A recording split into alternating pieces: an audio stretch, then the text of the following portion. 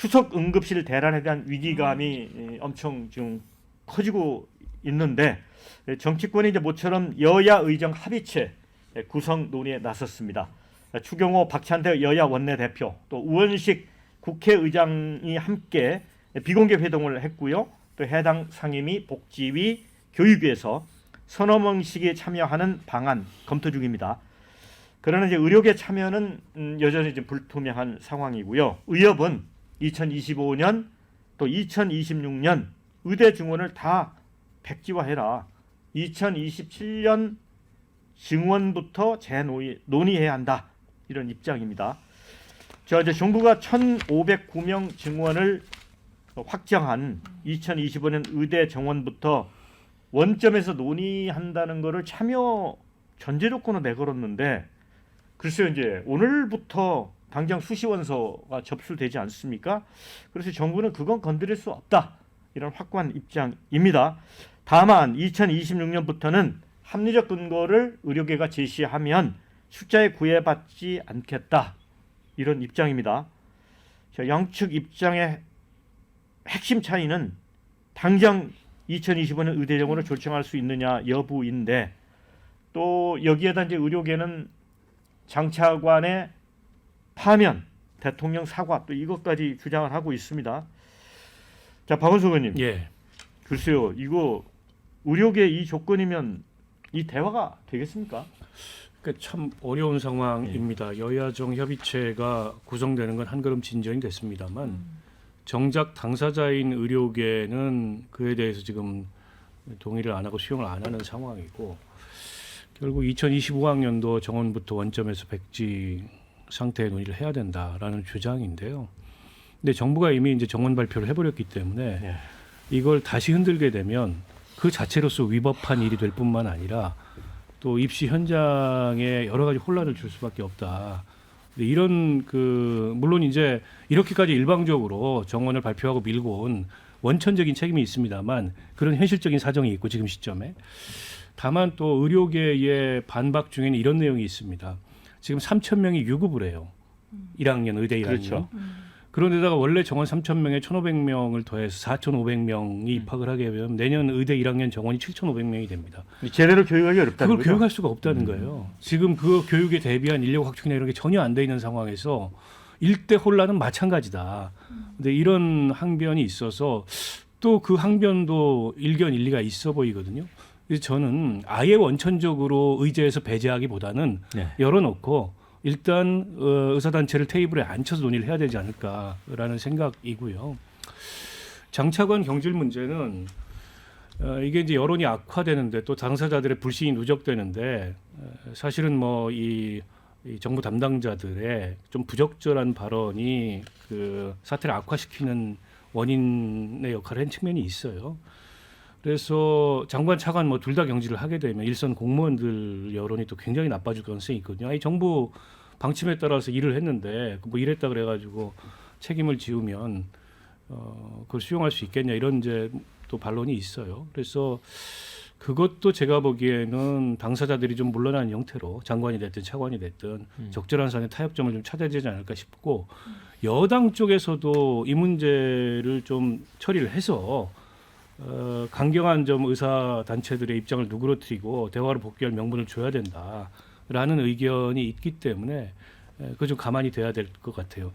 아무튼 이게 추석 그 연휴에 의료 대란 이 걱정이 굉장히 가시지 않고 있고 여전히 그래서 추석 때 정말 아프지 말고 다치지 말아야 된다 이런 얘기를 서로 나누고 있는 마당에 뭔가 이게 추석 민심에 조금이라도 긍정적인 영향을 주려면 이게 대화가 시작돼야 되고 정부가 어쨌든 거기까지 좀 풀어야 될 책임이 있지 않을까 싶습니다.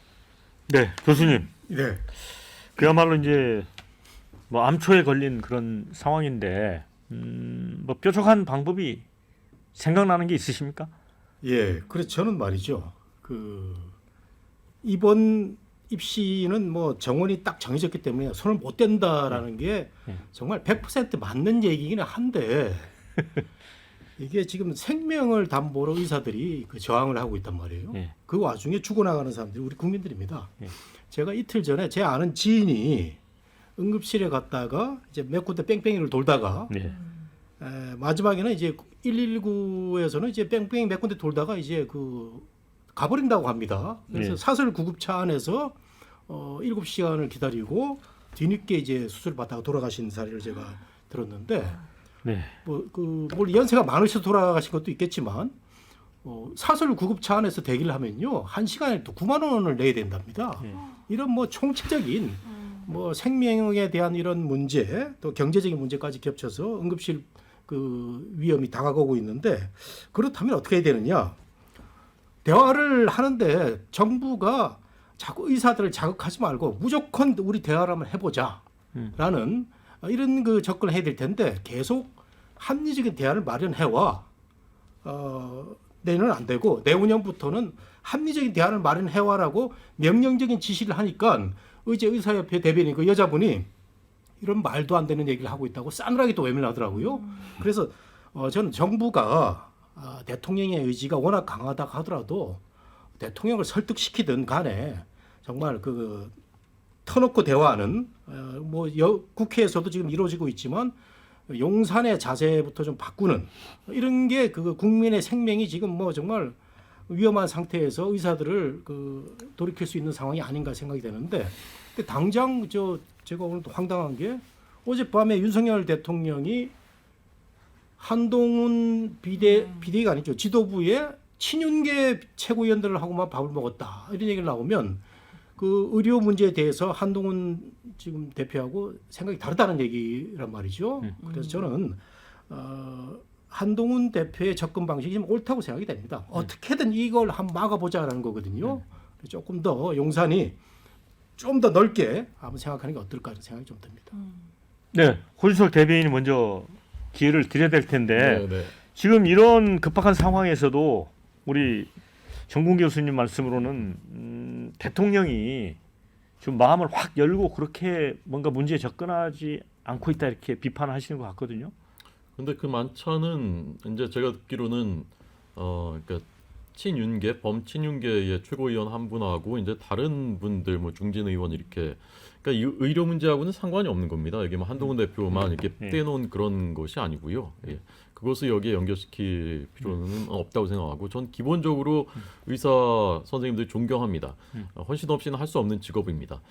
다만 이 의사 증언 문제가 없던 일을 갑자기 윤석열 정부가 꺼내가지고 말썽 일으킨 것은 아니지 않습니까? 이게 응급실 뺑뺑이, 그다음에 소아과 오픈런, 지방 필수 의료 붕괴 이게 몇 년 동안에 계속 지적돼 왔었던 문제고 못 해왔던 일을 이제 마침내 하는 것인데 그 과정에서 이제 그 마찰이 생긴 것이란 말입니다. 그리고 정부가 양보하지 않은 것이 아닙니다. 우선 올해 2025년 정원만 해도 원래 2,000명이었던 것을 한 발 양보해가지고 각 의대들의 수요를 받아서 1,500명으로 줄인 것이거든요. 이런 식의 큰 양보가 3번이 있었습니다. 정부 입장에서는. 그리고 이번에도 마찬가지지 않습니까? 한동훈 대표가 처음 제안했을 때는 용산은 받아들이기 어렵다는 입장이었는데 결국은 대승적으로 수용을 해서 여야 의료계 협의체가 만들어진 것이거든요. 정부 입장에서는 나름대로 성의를 여러 차례에 걸쳐서 지금까지 이제 보여온 것입니다. 그래서 저는 의사 단체에서 기본적으로 이제 통일된 대안은 있어야 되는 것이죠. 그래야 이제 협의가 될 수 있는 것이고, 그래서 이번 기회를 의사 단체에서도 놓친다면 국민들의 여론은 기본적으로는 우리가 여론조사에서 확인할 수 있는 것처럼 의사 증언은 필요하다라는 입장입니다. 그리고 의사만 증언하면 되느냐, 다른 문제들 해결돼야 되지 않느냐라는 여론에 대해서도 이미 정부가 앞으로 어떻게 할 것이라는 로드맵까지 다 밝힌 바 있습니다. 그래서 이제는 대화체에 들어오셔서 2025년은 불가능한 것이고요. 2026년부터의 정원 문제 얼마나 증언할 것인지 문제를 논의하셔야 된다고 마지막 기회라고 생각합니다. 우리 장현주 부위원장님은 어떻게 보세요? 또 일각에서는 119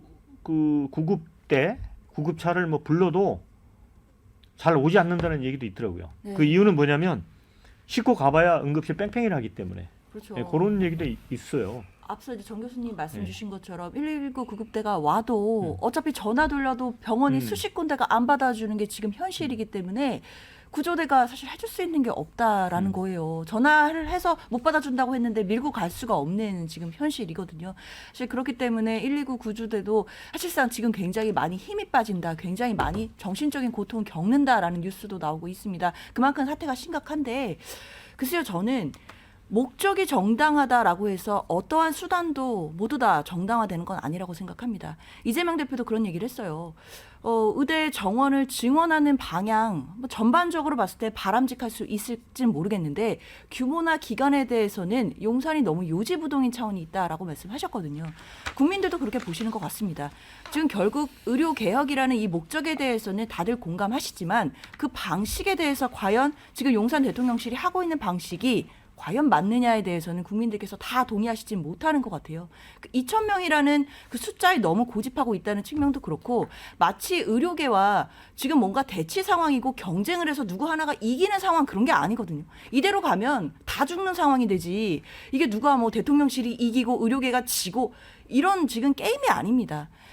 결국에는 협상을 하고 협치를 하고 어떻게 하면 이 문제들을 해결해 나갈지 정치력을 발휘해야 하는 것인데 지금 이 의료 갈등 사태도 갈등 국면에서 결국에는 정부가 승리한다 이런 기조를 갖고 가고 있는 것은 아닌지에 대해서 국민적인 우려가 있는 것이고 그렇기 때문에 그런 자세를 조금 더 바꿔주셨으면 하는 것이고 따라서 의료계가 어떻게든 협상의 테이블에 나올 수 있도록 명분을 줘야 되는 것인데 그 명분은 저는 대통령의 사과에서 시작한다고 생각합니다. 사과가 그냥 단순히 사과가 끝이 아니라 이게 굉장히 신뢰 회복의 출발점이 될 수 있거든요. 의료계도 지금 대통령실을 불신하고 있는 거고 정부의 방식을 불신합니다. 그렇다면 대통령이 나서서 이 사태에 대해 전반적인 사과를 하신다라고 한다면 의료계도 어느 정도 명분 갖고 테이블에 올 수 있다 생각합니다. 네.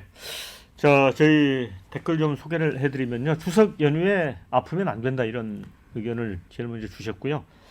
또 하나는 우리 방금 대통령 사과 거론을 하셨는데 이런 댓글도 있습니다. 정부가 하루 만에 말 바꾸게 하는데 뭘 믿고 대화하겠냐 이런 의견도 있고요. 전공의들이 뭐가 아쉬워서 합리적인 안까지 마련해서 정부를 설득할까 이런 의견. 전공이 돌아오게 하려면 25년도 증원부터 원점 재논의해야 한다. 이런 의견도 있습니다.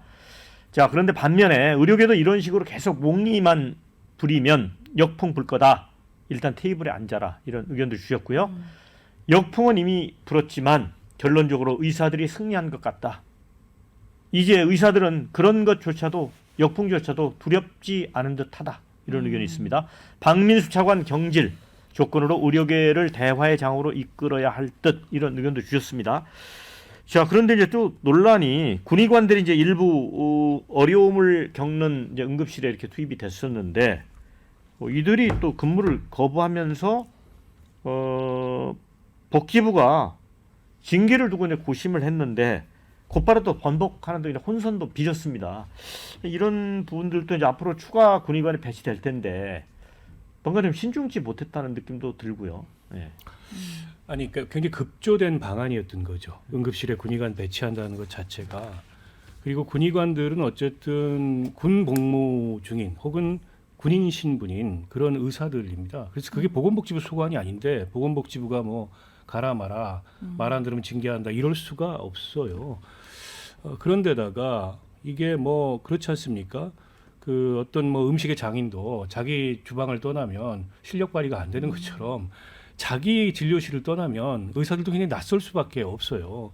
근데 그 긴급한 응급실에 갑자기 군의관들을 보내가지고 거기서 어쨌든 응급 환자들 처치를 하라는 건 그 의사들에게도 대단히 부담스러운 일입니다. 거기서 어떤 사고, 조그만 실수라도 발생하게 되면 그 책임을 온전히 떠안아야 될 텐데 누가 거기를 가고 싶어 하겠습니까? 그러니까 그 발상 자체가 애초부터 졸속이었고 인력 공급도 충분치 않고 아니 그러면은 군 의료 현장의 공백은 또 누가 담당합니까? 네. 그러니까 제가 보기에는 처음부터 가능하지 않은 거를 정부가 그냥 졸속으로 내놨다가 또 한 번 이렇게 또 다른 부작용을 초래한 게 아닌가 싶습니다. 네, 그래서 댓글에 군의관 파견 자체가 문제다. 자, 응급의학과 전문의가 아닌데 완전히 때려잡자는 식 아닌가 이런 의견도 주셨고요. 또 군의관이 이제 응급의학과 전문의가 아니고 응급실에서 의료사고 나면 국가가 책임질 건가 이런 그 문제도 제기를 하셨습니다.